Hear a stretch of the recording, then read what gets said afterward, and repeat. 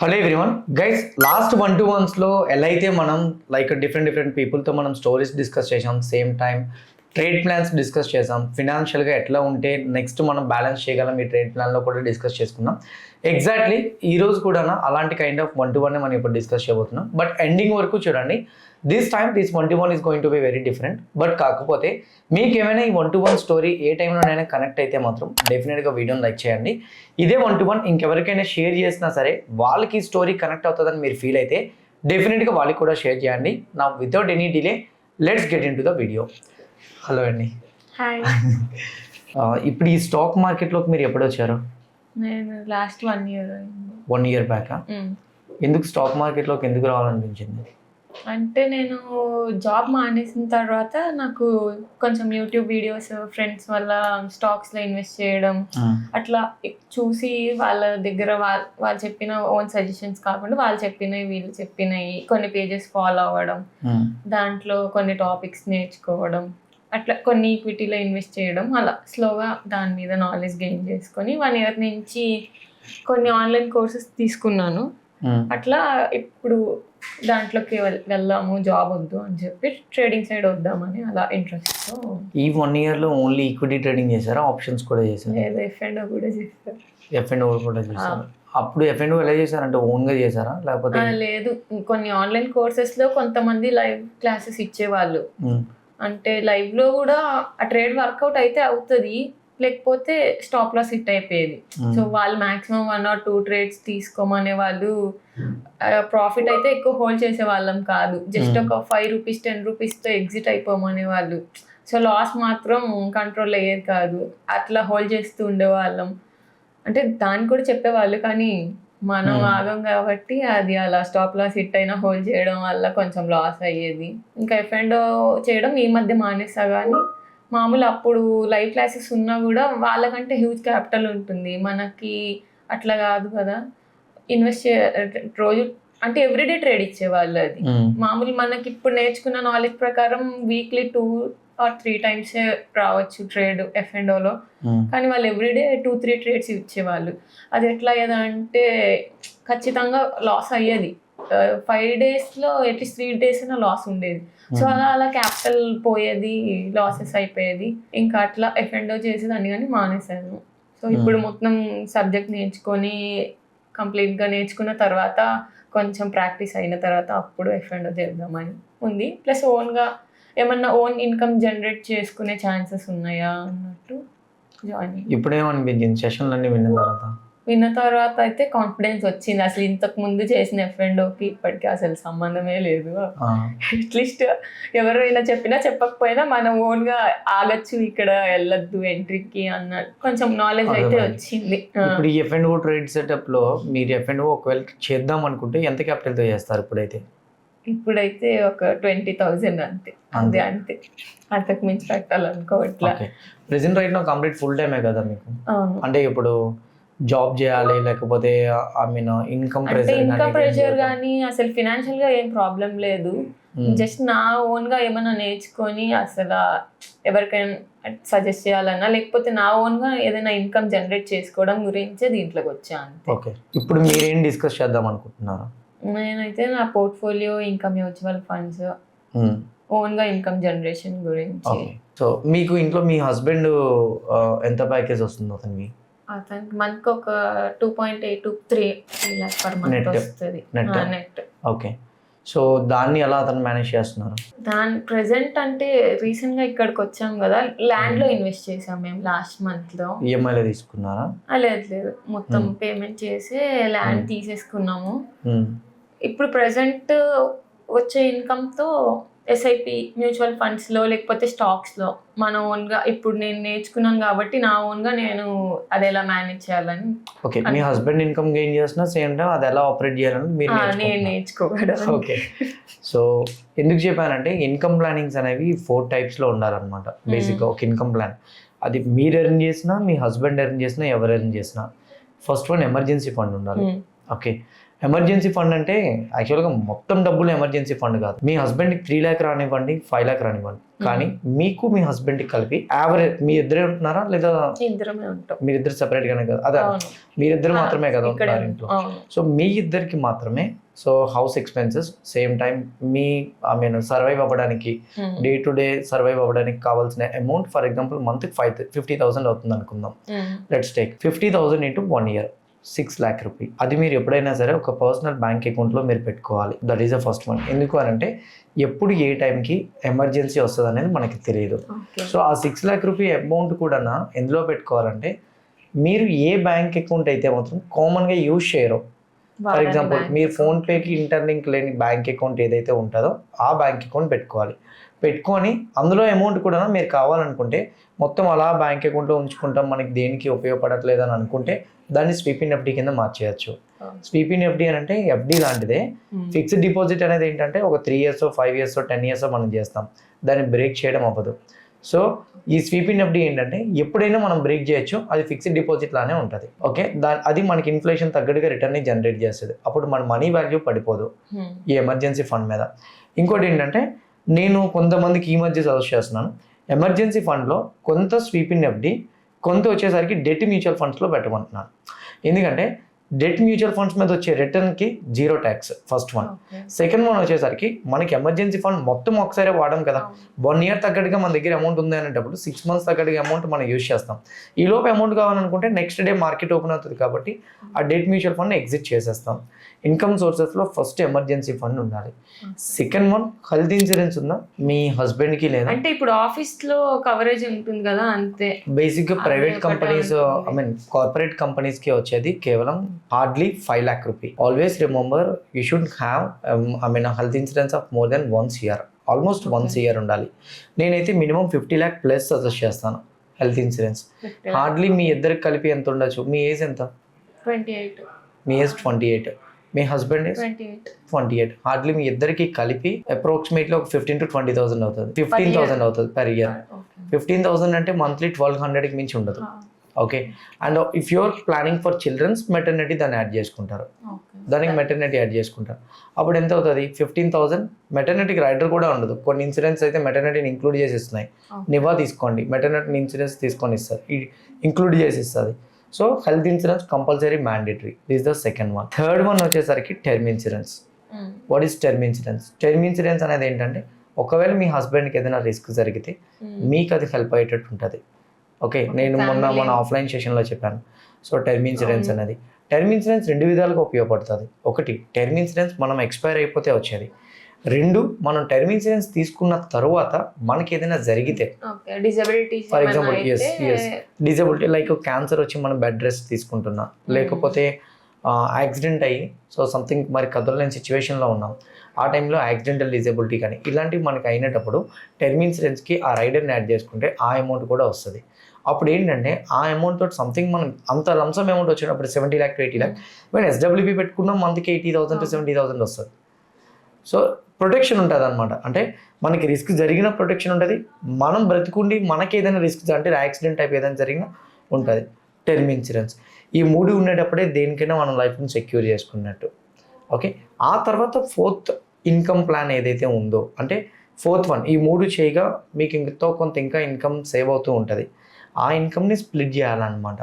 అది ఎలా స్ప్లిట్ చేయాలనంటే కొంత ఫర్ ఎగ్జాంపుల్ 1 lakh ఉందనుకోండి, 30,000 rupees you should use it for fixed deposits, fixed assets. అంటే ఒక ల్యాండ్ కొనడానికో, లేకపోతే సంథింగ్ ఏదైనా లీజ్కి తీసుకోవడానికో, ఏదైనా ఒక బిజినెస్లో ఇన్వెస్ట్మెంట్స్ చేసుకోవడానికో ఒక పక్క ఉపయోగించాలి. రెస్ట్ 70 ఎప్పుడు కూడా లిక్విడ్గానే ఉండాలి.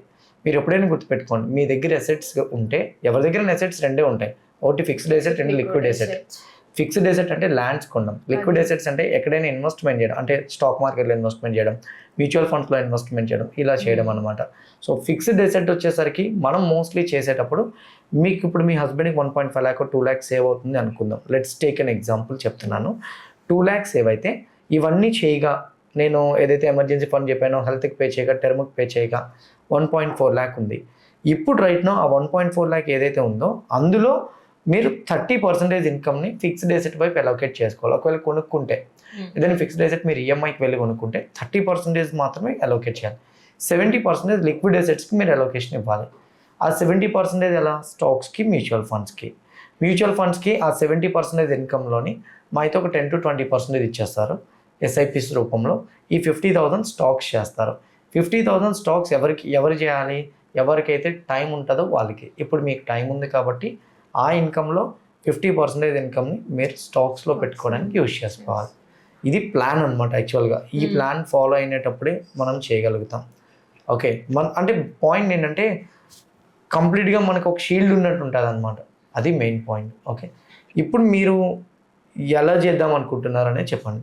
ఎలా అంటే మామూలుగా ఇప్పుడు మ్యూచువల్ ఫండ్స్లో ఒక మంత్లీ 50K వరకు ఏదైనా ఒక మ్యూచువల్ ఫండ్స్ ఒక 3-4 మ్యూచువల్ మీ ఫండ్స్ ప్లాన్ ఎలా ఉంది? మీ మైండ్లో ప్లాన్ ఎలా ఉంది? అంటే ఇన్ని ఇయర్స్కి రిటైర్ అయిపోవాలని ఏమైనా ఉందా? లేకపోతే ఇన్ని ఇయర్స్కి ఫిక్స్డ్ ఇన్కమ్ కావాలని ఉందా? లేకపోతే ఇంత కార్పస్ బిల్ చేయాలని ఉందా? నెక్స్ట్ 10-15 ఇయర్స్ వరకు తనైతే తనకి మామూలుగా నెక్స్ట్ 10-15 ఇయర్స్ వరకు వర్క్ చేసి అప్పుడు రిటైర్ అవ్వాలి. ఈ లోపు మొత్తం ఫినాన్షియల్గా సెట్ అయిపోవాలి అంతే.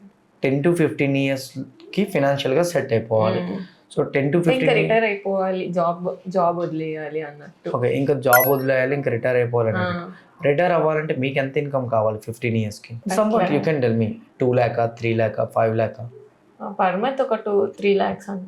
Per month you are expecting 3 lakh. అంటే అప్పుడు ఎలా ఉంటుందో తెలీదు, but example if you are expecting 3 lakh, example నేను మీకు చెప్తున్నాను. ఒకవేళ 3 lakh ఎక్స్పెక్ట్ చేస్తే you can see monthly at least 50,000 rupees అయినా ఎస్ఐపి చేయాలి. యూ కెన్ సీ, నేను మీకు ఇది పెడుతున్నాను, చూపిస్తున్నాను.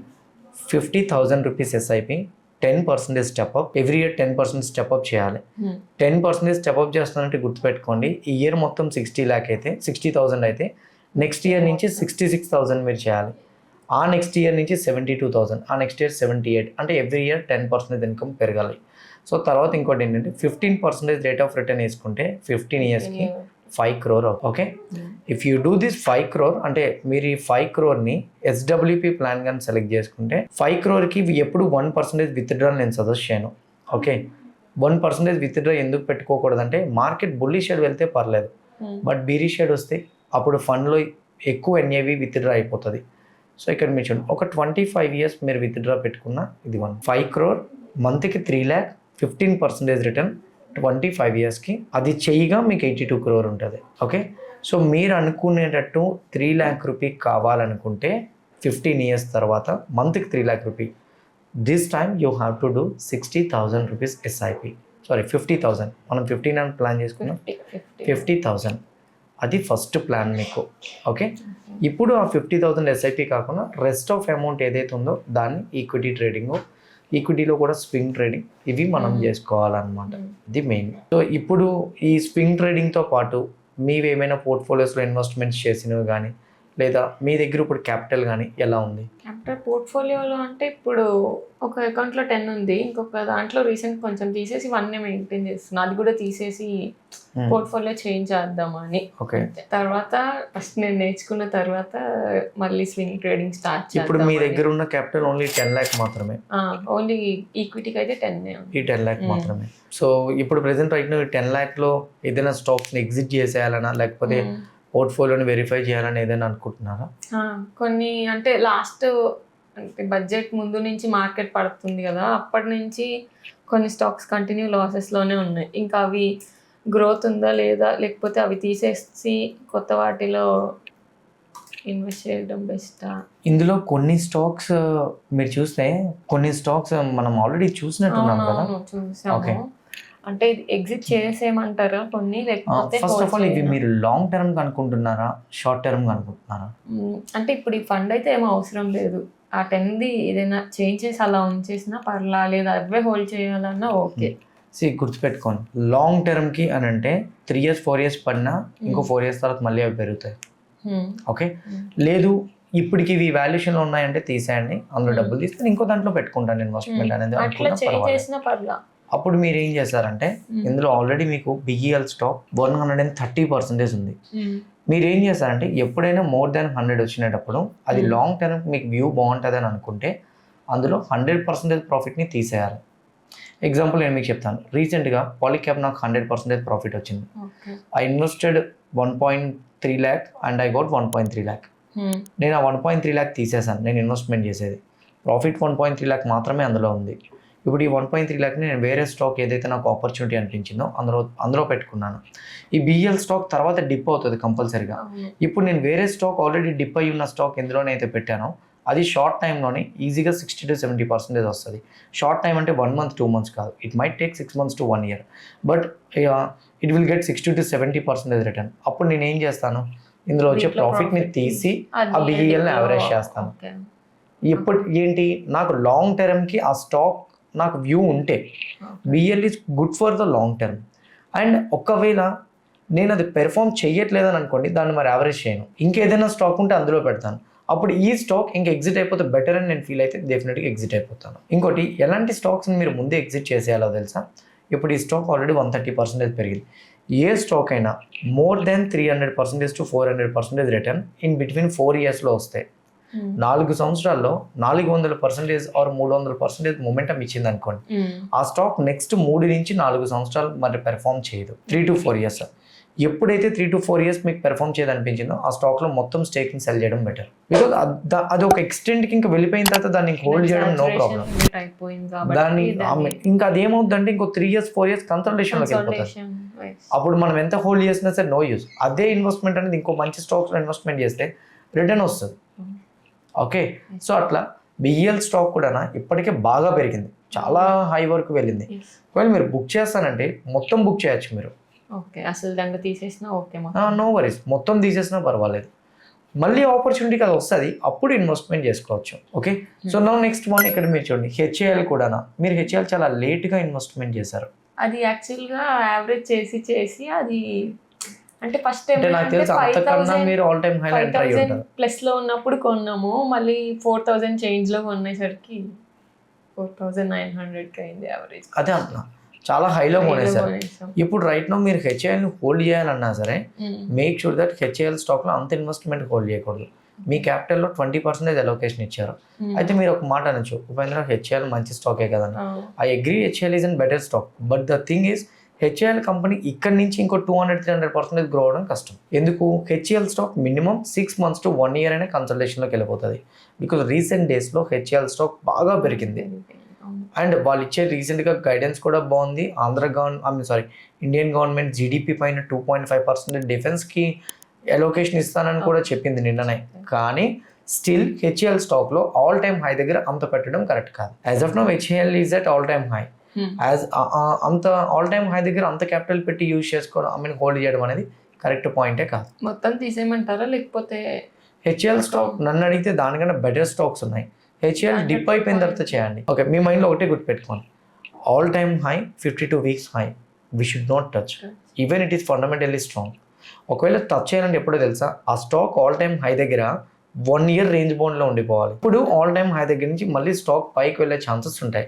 మీరు ఒక కంపెనీని ఆల్ టైమ్ హై దగ్గర కంటిన్యూస్గా పెరిగిపోయిన తర్వాత ఆల్ టైమ్ హై దగ్గర ఉండేటప్పుడే మనం ఇన్వెస్ట్మెంట్ చేసామనుకోండి, నో యూస్. అర్థమైంది నేను మీకు చెప్పింది. That is the first point you have to understand. Second one వచ్చేసరికి ఇంకోటి మీరు అర్థం చేసుకోవాల్సింది, ఆల్ టైమ్ హై దగ్గరతో పాటు 52 weeks హై దగ్గర కూడా కంటిన్యూస్గా పెరిగిపోయినా తీసుకోకూడదు. కొంచెం డ్రాప్ అయిన తర్వాత ఆల్ టైమ్ హై దగ్గర నుంచి ఏ స్టాక్స్ అయితే కొద్దిగా డ్రాప్ అవుతాయో అలాంటి స్టాక్స్లోనే మన ఇన్వెస్ట్మెంట్స్ అనేవి చేసుకోవాలి. ఓకే, ఇప్పుడు రైట్ నౌ హెచ్ఏఎల్లో మనం ఇన్వెస్ట్మెంట్ చేయొచ్చు, బట్ ఇప్పుడు కాదు, కొంత డిప్ అయిన తర్వాత ఇన్వెస్ట్మెంట్ చేసుకుంటే బెటర్. ఇప్పుడు మొత్తం తీసేసి బిఈఎల్ కూడా తీసేయండి. Okay, IRD is an good stock. And but కాకపోతే ఐఆర్డిఎస్ స్టాక్ మార్కెట్లో లిస్ట్ అయిన తర్వాత బాగా పెరిగిపోయింది. Now it is in consolidation mode. ఇప్పుడు అది పైకి పెరగడానికి కొద్దిగా టైం పడుతుంది. ఈ టైంలో అది ఎంత ఫాల్ అయితే ఎవ్రీ 6% 5% ఫాల్లో 10% క్యాపిటల్ని దానికి యాడ్ చేయడమే. 10% మన దగ్గర ఉన్న క్యాపిటల్ కాదు, మన ఇన్వెస్ట్మెంట్ చేసిన స్టాక్ మీద 10%. ఫర్ ఎగ్జాంపుల్ 83,000 మీరు ఇన్వెస్ట్మెంట్ చేశారు, 88,000, దాని మీద 10% అంటే 8,000. You have to add 8,000 and again one more 10, అలా 10% పొజిషన్స్ని మీరు ఈక్వేషన్ చేసుకోవాలి. ఇప్పుడు ఆల్రెడీ అది 5 to 6% డ్రాప్ అయింది. Now you can do average 8-9 add అలా. సో అది నెక్స్ట్ వన్ ఐఆర్ఎఫ్సి కూడా చాలా వరకు స్టాక్ పెరిగిపోయింది. బికాజ్ ఎందుకు? IRFC from 25 rupees 2022లో 25 it went to 200. Okay, అంటే 10 times 10 times పెరిగిపోయింది పెరిగిపోయింది. ఐఆర్ఎఫ్స్. ఎప్పుడైతే అంతలా పెరిగిపోయిందో రిజల్ట్స్ కూడా చూడండి, రిజల్ట్స్ అలానే గ్రో అయినాయి, కానీ మరి 10 times రిజల్ట్స్ గ్రో అవ్వలే. బట్ కాకపోతే ఐఆర్ఎఫ్సి కూడా ఇప్పుడు పెరగాలన్నా సరే ఐఆర్ఎఫ్సి చాలా టైం పడుతుంది. ఐఆర్ఎఫ్సి ఇప్పుడు పెరగాలన్నా definite it will take time. So ఇప్పుడు ఐఆర్ఎఫ్సి స్టాక్లో అంత హోల్డ్ చేయడం కూడా రైట్ వే కాదు, అర్థమైందా? సో ఐఆర్ఎఫ్సి స్టాక్ మీరు 1 lakh ఇన్వెస్ట్మెంట్ చేశారు కదా, అది ఇప్పుడు ఇంకొక 5 to 10% పడింది అనుకోండి, అప్పుడు యావరేజ్ చేయండి. ఓకే, ఇది మంచి స్టాకే, కానీ ఇప్పుడు ఎంటర్ అవ్వడం మంచి స్టాక్ కాదు. అది ఆల్రెడీ తీసుకొని కూడా 1 year పైన అయ్యింది కొన్ని స్టాక్స్. 1 year నుంచి 15% లాస్ లోనే ఉంది. అది ఇదే 1 year లో రైల్వేస్ ఎప్పుడు పెరిగిందో అప్పుడే అది ప్రాఫిట్ లో ఉంది. కానీ పాయింట్ ఈజ్ అన్ని స్టాక్స్ ఎలక్షన్స్ కి ముందు పెరిగినాయి. అన్ని స్టాక్స్ అంటే ఓన్లీ పిఎస్యు కి సంబంధించిన స్టాక్స్. మీరు ఎక్వేషన్ చేసుకున్న దాంట్లో పిఎస్ స్టాక్స్ 4-5 ఉన్నాయి. ఓకే, ఆ స్టాక్స్ అన్ని కూడా ఎలక్షన్స్ అయిపోయిన తర్వాత బాగా పీక్ మూమెంట్ వెళ్ళిన తర్వాత ఎంటర్ అయ్యారు మీరు. అందులో ఒక్క స్టాక్ మాత్రమే మీకు మంచి ఆపర్చునిటీలో వచ్చింది, అది బిఈఎల్. ఇంకే స్టాక్ కూడా మీకు మంచి ఆపర్చునిటీలో రాలేదు. బట్ ఆ స్టాక్స్ని ఇప్పుడు ప్రెసెంట్ రైట్ నా కాస్ట్ దగ్గరే హెచ్ఏఎల్ ఉంది. ఐఆర్ఎఫ్సి మాత్రం డ్రాప్ అయిన తర్వాత ఇంకా యావరేజ్ చేయడమే, దీన్ని మనం ఏం చేయలేం. 15% డ్రాప్ కూడా పెద్ద డ్రాప్ కాదు, అది ఇంకొక 20%, సారీ ఇంకొక 5 to 10% పడినా సరే you can choose that. Okay, మీరు చేయాల్సింది ఏంటో తెలిసి ఇదిగోండి జియో ఫైనాన్స్. ఏ స్టాక్స్కి ఇక్కడి నుంచి పెరిగే ఛాన్సెస్ ఉంటాయో అలాంటి స్టాక్స్లో పెట్టుకోవాలి. ఓకే, సో జియో ఫైనాన్స్ మీకు తక్కువ అంటే నాకు తెలిసి రిలయన్స్ షేర్ వాళ్ళు ఎలకేట్ అయినట్టున్నాయి. ఓకే, బికాస్ 98 rupees అన్నప్పుడే నాకు అర్థమైంది. సో ఇప్పుడు మీరు జియో ఫైనాన్స్ కంపెనీ మీకు రిలయన్స్ వాళ్ళు ఎలకేట్ అయినాయి కాబట్టి రీసెంట్గా 200కి వచ్చినప్పుడు ఇది యావరేజ్ చేయాలి. But that's completely fine. ఇప్పుడు ఇది కమింగ్ డేస్లో కరెక్షన్ అయితే దాన్ని ఆపర్చునిటీగా తీసుకొని మీరు ఇన్వెస్ట్మెంట్ చేసుకోవాలి. తర్వాత ఆర్వీఎన్ఎల్ కూడా చూడండి. RVNL is also not a suggestable because ఎందుకు RVNL also shot up like IRFC. Now it is in breathing mode. Okay, మీరు కొంత ఇంత క్యాపిటల్ ఇన్వెస్ట్మెంట్ చేసి హోల్డ్ చేయడం కూడా కరెక్ట్ పాయింట్ కాదు, కొంత తీసేయండి. తర్వాత టాటా పవర్ లాంగ్ టర్మ్కి మంచిది. సేమ్ టైం టాటా పవర్ ఇంకా డ్రాప్ అయితే యావరేజ్ చేసుకోవచ్చు. ఓకే, ఇప్పుడు ఈ మనీతో మీకు అవసరం లేదు కాబట్టి నేను ఈ సజెషన్స్ ఇస్తున్నా. అదే స్వింగ్ అనుకోండి, ఇందులో కొన్ని మోస్ట్ ఆఫ్ ద కంపెనీస్ తీసేయాల్సింది. నేను ఇందులోనే అవసరం లేనిది ఇంకా అంటే ఇప్పుడు బిఈఎల్ తీసేయండి, హెచ్ఏఎల్ తీసేయండి, ఆర్వీఎన్ఎల్ తీసేయండి, వాటితో స్వింగ్ చేయండి ఆ క్యాపిటల్ తో. నాకు తెలిసి ఆ 3 తీసేస్తే మీకు 6 lakhs వస్తుంది. 3 to 5 అట్లీస్ట్ వస్తుంది వాటిలో. Hmm. సో ఇది 211 ఉంది. ఓకే, ఇదేమో 220 ఉంది, 430, ఇది ఒక 2, మొత్తం 620. ఆ 3 తీసేసినా మీకు 620. ఇంకోటి అసలు ఇది లాంగ్ టర్మ్ కి వేస్ట్ అంటారా? లాంగ్ టర్మ్ మంచిది తీయడానికి ఓన్లీ ప్రాఫిట్ తీసేయండి. ప్రాఫిట్ తీసేస్తే అంటే బిఎల్ హోల్డ్ చేద్దాం అనుకుంటున్నా, ఆర్వీఎన్ఎల్ కూడా హోల్డ్ చేద్దాం అనుకుంటున్నా. ఆర్వీఎన్ఎల్ కూడా ప్రాఫిట్ తీసేయండి. ప్రాఫిట్ ఓకే, బిఎల్ కూడా తీసేయండి. 100% ప్రాఫిట్ ఉంది కాబట్టి ఓన్లీ క్యాపిటల్ తీసేయండి. ఓకే, తర్వాత ఇందులో మీకు ఇంకేముంది, జీపీఐఎల్ ఉంది. ఇందులో కూడా 245 కదా, 200% రిటర్న్ అనేది తీసేయండి. ఈ కంపెనీ ఫస్ట్ ఒకసారి ఫండమెంటల్స్ చూడండి. ఓకే, ఇందులో ఏదైనా కానీ ఇది ఓవర్ వాల్యుయేషన్లో ఉంది అని మీకు అనిపిస్తే you can exit this stock also. Okay, ఇది కూడా మీరు ఎగ్జిట్ చేసేయచ్చు. ఓకే, జొమాటో కూడా అంటే యాక్చువల్గా జొమాటో కూడా పెరగడానికి కొద్ది టైం పడుతుంది, ఎందుకంటే నాకు జెప్టో వస్తుంది. సేమ్ టైం స్విగ్గీ కూడా వాళ్ళ బిజినెస్ అప్డేట్స్తో ఇంకా ముందుకు వస్తున్నారు. సో జొమాటో కూడా ఇక్కడ నుంచి మీరు అనుకున్నంత ఫాస్ట్గా జొమాటో గ్రో అవ్వదు, డెఫినెట్గా టైం పడుతుంది. సో ఈ కాంపిటేటివ్ని మొత్తం కూడా ఫేస్ చేసి రావడానికి అందులో కూడా ఒకవేళ ప్రాఫిట్ ఎక్కువ లేదు ఇందులో. సో ఒకవేళ ఉంటే నార్మల్గా ప్రాఫిట్ని తర్వాత తీసుకోవడానికి ట్రై చేయండి. సో తర్వాత విఈడిఎల్ ఎందుకు తీసుకున్నారు? డివిడెండ్ కోసమా? లేదు, అప్పుడు ఏదో యూట్యూబ్ వీడియో చూసి నేను దాని మీద అప్పుడు ఆ టైంలో పెట్టి విఈడిఎల్ యాక్చువల్గా డివిడెండ్ కోసం మాత్రమే పీపుల్ తీసుకుంటారు. మీరు డివిడెండ్ కోసం అయితే హోల్డ్ చేయండి, కానీ ఇంకా దేనికోసం అయితే నో నీడ్. డివిడెండ్ అవసరం లేదు, అది ఆల్రెడీ ఆల్మోస్ట్ ఆ లాస్ట్ 1 year హోల్డ్ చేసినప్పటికి ఇప్పటికి ఒక 12,000 to 15,000 ఆల్రెడీ డివిడెండ్ వచ్చింది దాని మీద. సో అది తీసేసిన పెద్ద ప్రాబ్లం లేదు. అప్పుడు ఆ క్యాపిటల్ తోటి మీరు స్వింగ్ ట్రేడింగ్ చేశారనుకోండి బెస్ట్. నేను అదే అంటున్నా, ఇప్పుడు వీటిలో ప్రాఫిట్ ఆల్రెడీ సాచురేషన్కి వెళ్ళిపోయినాయి కాబట్టి ఈ ప్రాఫిట్స్ తీసేసి ఎగ్జిట్ అవ్వాల్సిన స్టాక్స్ ఒక 5 to 6 అయితే ఆ 5 to 6తో ఒక 2-3 monthsకి స్వింగ్ ట్రేడింగ్ చేద్దాం. అప్పుడు ఇన్కమ్ న్యూగా జనరేట్ అవుతుంది. ఇట్లా అయితే 50% ఉండే ప్రాఫిట్ 25 వచ్చేసింది సడన్ గా. అది -40K కూడా వెళ్ళింది మొన్న. చాలా ఫాల్ అయింది కదా మార్కెట్ ఆ టైంలో, -40 -50కి వెళ్ళి ఈ లాస్ట్ 2-3 మంత్స్లో రికవర్ అయిన ప్రాఫిట్. అలాంటప్పుడు అదే దీన్ని బట్టి exit మీరు ఏం చేయడం నేర్చుకున్నారు? అదంటే ఏం తెలియదు, ప్రాఫిట్ బుకింగ్ తెలియట్లేదు నాకు. ఎప్పుడు తీసేయాలనేది ఇంపార్టెంట్. ఇప్పుడు నేను మీకు చెప్పాను కదా, any stock if it is giving 300 to 400% return we should exit it. Okay, that is important. See when to enter అనేది చాలా ఇంపార్టెంట్, అండ్ అలానే వెన్ టు ఎగ్జిట్ కూడా ఇంపార్టెంట్. ఎంట్రీ ఎగ్జిట్ చాలా ఇంపార్టెంట్. నేను లాస్ట్ ఆఫ్లైన్ కాక before offline అనుకుంటా, అంటే నేను చెప్పకూడదు ఇలా, ఒక government employee okay is having a capital of 7 lakhs. So మనకి స్టాక్ మార్కెట్లోని MTF ట్రేడింగ్ అని ఒకటి ఉంటుంది, మార్జిన్ ట్రేడెడ్ ఫండ్ అని చెప్పేసి. అంటే మనకి ఇప్పుడు ఇంట్రాడే ట్రేడింగ్ చేస్తే లెవరేజ్ ఎలా ఇస్తాడో, MTF ద్వారా మనం ట్రేడ్ చేస్తే లెవరేజ్ ఇస్తాడు, 5 times అమౌంట్ ఇస్తాడు. కానీ మంత్కి 0.04% ఛార్జ్ చేస్తాడు. ఓకే, సారీ, డేకి 0.04, అంటే మంత్కి 1.2%. అంటే ₹20 మీకు వడ్డీ తీసుకుంటాడు. అతను ఏం చేసిండో తెలుసా, Cochin shipyard, okay, Mazagon Dock ship build, దాంతోపాటు BMEL, BHEL, ఇలా BDL, అన్ని పిఎస్యు స్టాక్స్ ఏవైతే ఉన్నాయో, IRFC, RVNL, ఈ స్టాక్స్ అన్నీ కూడా ఆల్ టైమ్ హై దగ్గర కొన్నాడు అతను. ఎలక్షన్స్ అయిపోయిన తర్వాత ఆ స్టాక్స్ అన్ని కొద్దిగా బూమ్ అయినాయి, అక్కడ కొన్నాడు అతను. ఓకే, తను ఏం ఆలోచించుకున్నాడంటే MTF ట్రేడింగ్ చేసేటప్పుడు 1 year వరకు అవకాశం ఉంటుంది. సో 1 year వరకు అవకాశం ఉంటుంది కదా, ఈ 1 year లోపు అది మళ్ళీ పెరుగుతాయి కదా అని చెప్పి రీజన్తో తను కొనుక్కున్నాడు. ఇక్కడ నుంచి ఇంకా పెరుగుతాయి, ఒకళ్ళు పడినా కమింగ్ డేస్లో పెరుగుతాయి కదా అని. MTFలో ఎలా ఉంటుందంటే, మనం లెవరేజ్ తీసుకున్నాం కదా, మన క్యాపిటల్ మాత్రమే రిస్క్ చేస్తాడు, వాడు ఇచ్చిన డబ్బుల్ని రిస్క్ చేయడు. స్టాక్స్ ఆల్ టైమ్ హై దగ్గర నుంచి 40-50% ఒకేసారి పడిపోయాయి. అలా పడిపోయినప్పుడు బ్రోకర్ ఏం చేస్తాడంటే అమౌంట్ యాడ్ చేయమని చెప్తాడు. ఆటో స్క్వేర్ ఆఫ్ అవ్వకుండా ఉండాలంటే ఫండ్ యాడ్ చేయమని చెప్తాడు. 6 lakh కాస్త 30 lakh వరకు యాడ్ చేసుకుంటూ వెళ్ళిండి అతను. 30 lakh వరకు. ఆ స్టాక్స్ అన్నీ కూడా స్టిల్ ఇప్పటికీ కూడా 20% లాస్లో ఉన్నాయి. మొన్న రీసెంట్గా అతను వచ్చేసరికి 14 lakh 13 lakh లాస్ బుక్ చేయాల్సి వచ్చింది. స్టాక్స్ అన్నీ మొన్న 2 months నుంచి రికవరీ అయినాయి. అతను ఒక 2 to 3 months back offline person, అన్నీ సెల్ చేసేసి తను బై చేయాల్సి వచ్చింది. అంటే మంచి స్టాక్సే అవన్నీ. స్టాక్స్ ఇంకో 10 సంవత్సరాల్లో మళ్ళీ పెరుగుతాయి, ఇంకొక 2-3 సంవత్సరాల్లో. కానీ ఆ టైం అంటూ లేదు కదా. సో ఇన్వెస్ట్మెంట్స్ అయినా సరే మనం చేసేటప్పుడు ఎక్కడ ఇన్వెస్ట్మెంట్ చేయాలి, ఎక్కడ పార్క్ చేయాలి, అంటే ఎక్కడి నుంచి మనం తీసేయాలి అనేది కూడా ఇంపార్టెంట్. రైట్ టైం అనేది చాలా ఇంపార్టెంట్. ఇప్పుడు మీ పోర్ట్ఫోలియో కూడా 50% ప్రాఫిట్ నుంచి ఎందుకు పడిపోయింది, బికాజ్ రైట్ టైం. అదే ఇంకా పీక్ మూమెంట్, అంతకు మించి హోల్డ్ చేసిన నో యూస్. స్టాక్స్ పెరగవు, అప్పుడు ఎగ్జిట్ చేస్తుంటే మీకు మంచి ప్రాఫిట్ వచ్చి ఉండేది. ప్రాఫిట్ బుకింగ్ చేయకుండా లాస్లోకి వెళ్ళి మళ్ళీ దాన్ని రికవర్ చేసి 25%కి తీసుకొచ్చి ఇంకా యావరేజ్ చేద్దామన్నా కూడా ఏం తెలియట్లేదు. అది ఇంకా 5%, 10%లో ఉంది, ఏం చేస్తామని కొన్ని వదిలేసాను. అవి ఇప్పుడు యావరేజ్ చేయొద్దులండి. ఇప్పుడు MMTC చెక్ చేయాలి యాక్చువల్గా.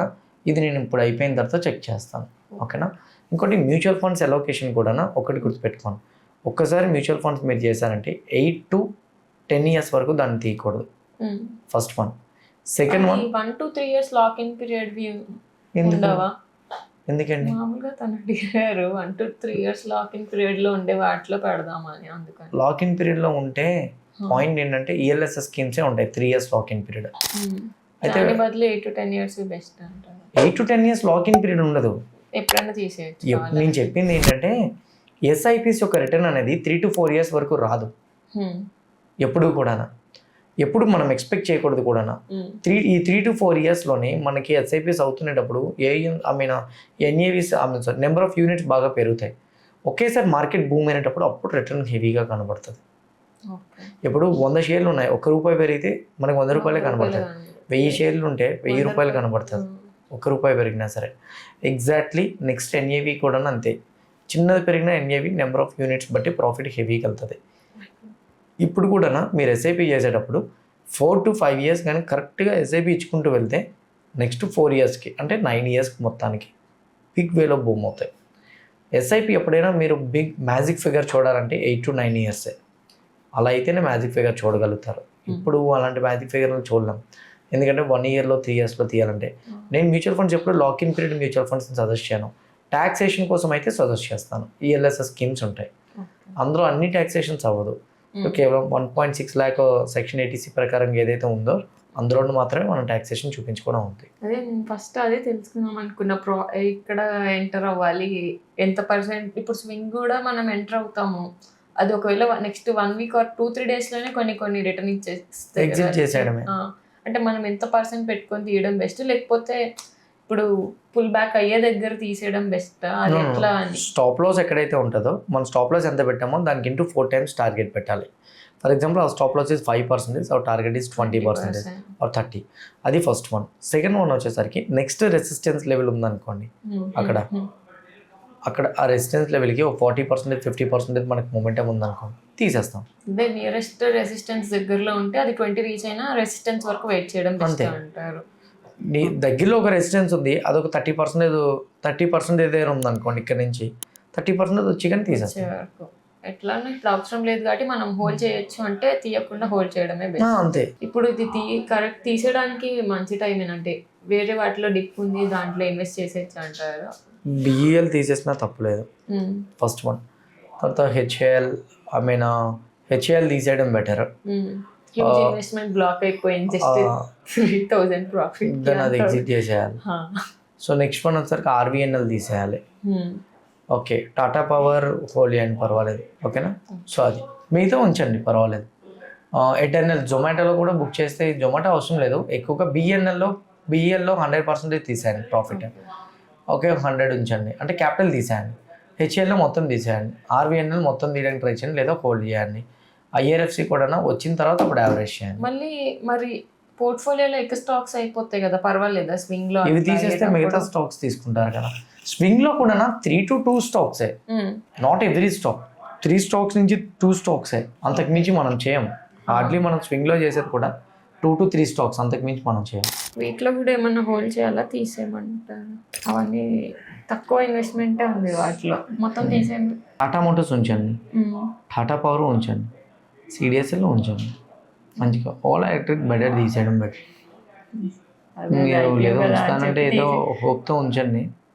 అంటే అసలు అవసరం లేదు కాబట్టి అది అలా ఉంచేస్తే ఉంటుంది, లేకపోతే లేదు. దీన్ని మాత్రం పోర్ట్ఫోలియో చేంజ్ చేసి దీన్ని సగం అమౌంట్ స్వింగ్కి వాడి, ఇప్పుడు క్యాపిటల్ చేంజ్ అవ్వాలి. ఇది లాస్ట్ 1.5 year నుంచి అలాగే పడింది, అందుకని అది మార్చుదామని దీన్నే మెయింటైన్ చేస్తాను నేను ఎక్కువ. అది జస్ట్ అది ఇప్పుడు స్టార్టింగ్లో ఇన్వెస్ట్ చేసి అలాగా కొంచెం ఉన్నప్పుడు దాంట్లో పెట్టా. బట్ ఇది మాత్రం కొంచెం చేంజ్ చేసి పోర్ట్ఫోలియోని కొంచెం ఇన్కమ్ జనరేట్ చేసే ఛాన్స్ ఉంది కాబట్టి ఇందులో మనం చేయొచ్చు. సేమ్ టైం ఇందులో స్టాక్స్ తీయడానికి ఛాన్స్ ఉన్నాయి, అన్ని ఆల్రెడీ సాచురేషన్ పాయింట్ ఉన్నాయి కాబట్టి తీసేసినా తప్పులేదు. బట్ ఇప్పుడు మీరు చేయాల్సింది ఏంటో తెలుసా, రెస్పాన్సిబిలిటీగా తీసుకొని ఫస్ట్ వన్ మీ హస్బెండ్కి లేదా మీకు యూజ్ చేయాలని అకౌంట్ ఒకటి క్రియేట్ చేసి ఎమర్జెన్సీ ఫండ్ క్రియేట్ చేయడం, ఇద్దరికి కలిపి హెల్త్ ఇన్సూరెన్స్ మీరు ఒకవేళ తీసుకోండి, లేదంటే నాకు పెట్టిన డీటెయిల్స్ నేను పాలసీ బజార్లో చూస్తాను. ఓకే, సో అది యాజ్ సూన్ యాజ్ పాసిబుల్. ఇందులో డేట్ ఆఫ్ బర్త్ దగ్గరలో ఎవరికి ఉంది? జూన్, జూలై, ఆగస్ట్లో, మీది సెప్టెంబర్. అంటే నాది సర్టిఫికేట్స్ లో వేరే ఉంటుంది, సర్టిఫికేషన్స్ ప్రకారం దెన్ మీరు ఈ మంతే తీసుకోవాలి. Because me date of birth మారుతుంది కదా, డేట్ ఆఫ్ బర్త్ మారినప్పుడు ఇయర్ మారుతుంది, ఇయర్ మారితే ఆబ్వియస్లీ మీకు ఏజ్ పెరిగినట్టే. ఓకే, తీసుకోవాలి. అప్పుడు మీకు ప్రీమియం పెరగదు, ఒక ఇయర్ పెరిగిపోతుంది. హెల్త్ ఇన్సూరెన్స్లో ఏంటంటే ఏజ్ పెరుగుతుంటే ఆబ్వియస్లీ ప్రీమియం పెంచేస్తుంది అట్లా. సో నెక్స్ట్ టర్మ్ కూడా అట్లనే ప్లాన్ చేసుకోండి. So that is important. ఈ 2 మీరు ఫస్ట్ ఆఫ్ ఆల్ ఫోకస్ చేసుకోవాలి. తర్వాత అప్పుడు ఎస్ఐపిస్ మీరు అది అనుకుంటే 50,000 ఎస్ఐపి, లేదా రేపు మీ హస్బెండ్ వచ్చారనుకోండి, ఇద్దరికి కలిపి కూర్చోబెట్టి నేను మాట్లాడతాను. ఎలానో నేను మాట్లాడాల్సింది ఉంది, అతను వచ్చారనుకోండి, అప్పుడు ఎస్ఐపి ఎలా చేయాలి, ఏ విధంగా చేయాలి, ఎట్లా చేస్తే అవుతుంది అనేది ఇద్దరికి కలిపి కూర్చోబెట్టి నేను చెప్తాను. ఇంకేమైనా ఉన్నాయా? సో ఇది గైస్ యాక్చువల్గా మనం మాట్లాడింది. హోప్ క్లియర్గా మేము డిస్కస్ చేసుకున్న ప్లాన్ మీకు అర్థమయ్యే ఉంటుంది. ఎనీహౌ ఎప్పుడైనా గుర్తుపెట్టుకోండి, అంటే మార్కెట్లోకి వచ్చినప్పుడే మీకు క్లారిటీ ఉండాలి ఎందుకు రావాలనుకుంటున్నారు. అంటే నాకు ఒక 15 years కార్పస్ బిల్ చేయాలి అని ఆవిడ చెప్పారు. Exactly, if you have any goal ముందుగానే దానికి మీరు ప్రీ ప్లాన్ యాక్షన్ ప్లాన్ చేసుకోవాలి. ఓకే, నేను ఎంత చేస్తే అది నేను అచీవ్ చేయగలుగుతాను. అలానే పోర్ట్ఫోలియో స్టాక్స్లో కూడా ఏ స్టాక్స్ని బై చేస్తున్నాం అది ఎంత స్ట్రాంగ్ అని కాదు, ఆ స్టాక్స్ని ఏ టైంలో ఎగ్జిట్ చేస్తున్నాం అనేది కూడా ఇంపార్టెంట్. ఆ స్టాక్స్ని ప్రాపర్గా ఎగ్జిట్ చేయలేదని అనుకోండి, ఆటోమేటిక్గా ఆ స్టాక్స్లో మన ఇన్వెస్ట్మెంట్ అనేది ఎప్పటికప్పుడు ఎక్కువ రోజులు హోల్డ్ చేయాల్సి వచ్చింది. ఒక స్టాక్ బాగా పెరిగిన తర్వాత ఇంకా పెరుగుతుందని మీరు ఎప్పుడు వెయిట్ చేయకూడదు. అది ఒక వాల్యుయేషన్కి వెళ్ళిపోయిన తర్వాత దాన్ని ఎగ్జిట్ చేయడం బెటర్. ఇవన్నీ పాయింట్స్ మేము డిస్కస్ చేసుకున్నాం. అండ్ మోర్ ఓవర్ వాళ్ళకి ఇంకా కావాల్సినవి health and term. So these things also they need to focus. Okay, so they need to focus. So I hope క్లియర్గా మీకు అంతా అర్థమైందని నేను అనుకుంటున్నాను. ఎవ్రీథింగ్ అర్థమైందంటే మాత్రం ఇంత ఎండింగ్ వరకు మీరు చూసారంటే మన వీడియో నిజంగా మీకు హెల్ప్ అయిందని నేను అనుకుంటున్నాను. ఛానల్ ఇంకా సబ్స్క్రైబ్ చేసుకోకుండా ఉంటే మాత్రం డెఫినెట్గా ఛానల్ సబ్స్క్రైబ్ చేసుకోండి. ఇదే వీడియో మీ ఫ్రెండ్స్ ఆర్ మీ రిలేటివ్ షేర్ చేస్తే హెల్ప్ అవుతుంది అనుకుంటే వాళ్ళకి కూడా షేర్ చేయండి. See all in the next coming videos guys. Bye.